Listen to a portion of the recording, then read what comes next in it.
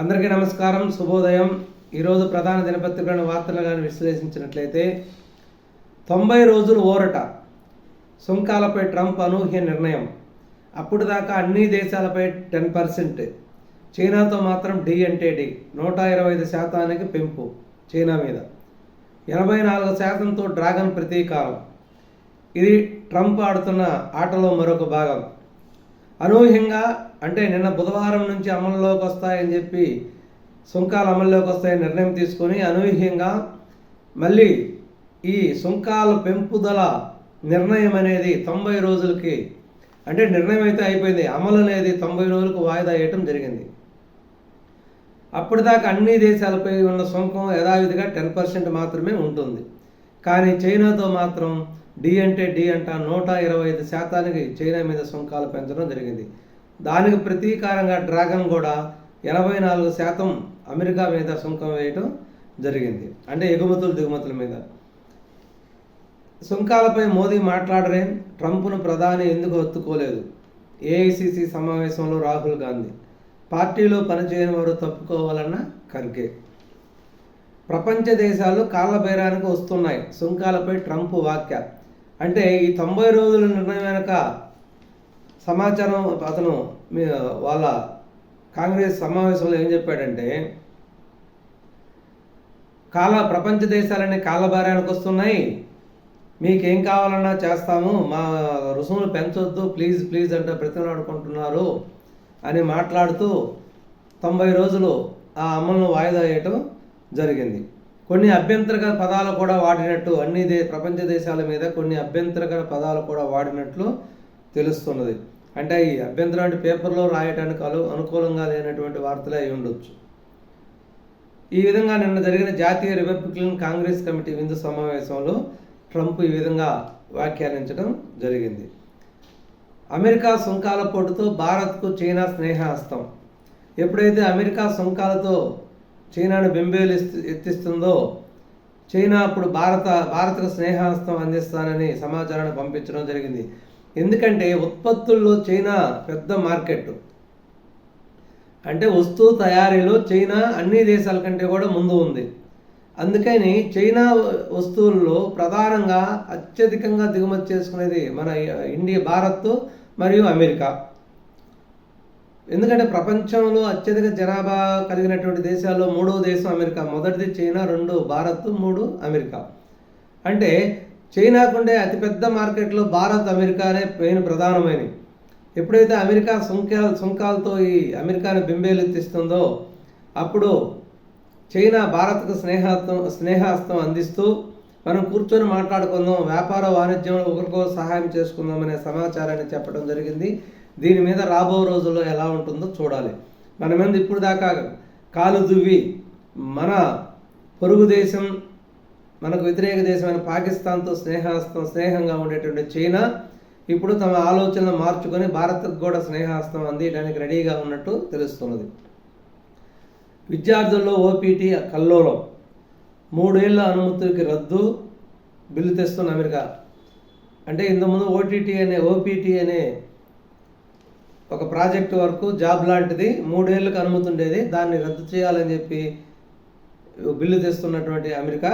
దానివల్ల విద్యార్థుల్లో కల్లోలం చెలరేగింది. కాంగ్రెస్ గారు ఆమోదిస్తే 3 లక్షల మంది భారతీయులు వెనక్కి రావాల్సినటువంటి అవసరం కూడా ఉంది. దేశం వీడి వెళ్ళొద్దంటూ ప్రముఖ కంపెనీల హెచ్చరిక. ఈ అన్నింటినీ చూసి కంపెనీలో జాబ్ చేసేటటువంటి భారతీయులని మీరు దేశం విడిచి పోవద్దు ఎట్టి పరిస్థితుల్లోనూ, ఒకవేళ వెళితే మీరు మళ్ళీ తిరిగి రావడం కష్టమవుతుందని చెప్పడం, ఆదేశాలు ఇవ్వడం కూడా జరిగింది. నౌకాదళానికి రఫేల్ కళ.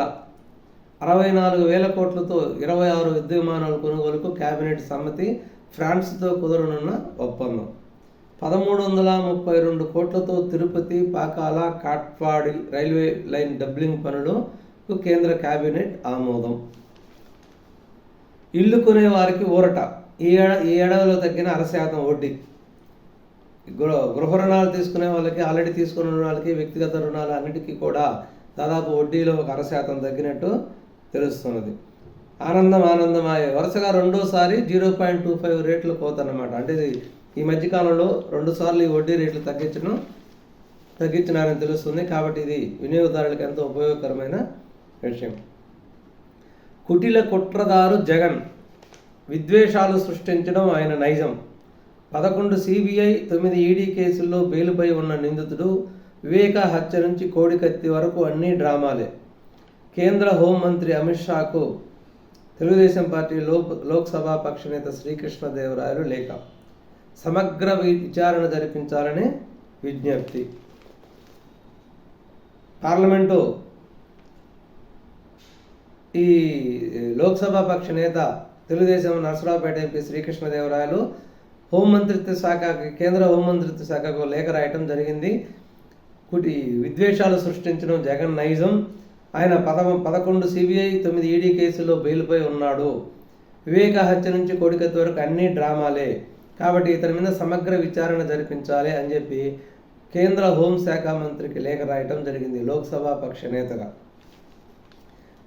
జగన్ సిగ్గుపడాలి, పోలీసులను బట్టలోడిదీసి నిలబెడతానడం మాజీ సీఎం అనాల్సిన మాటలేనా?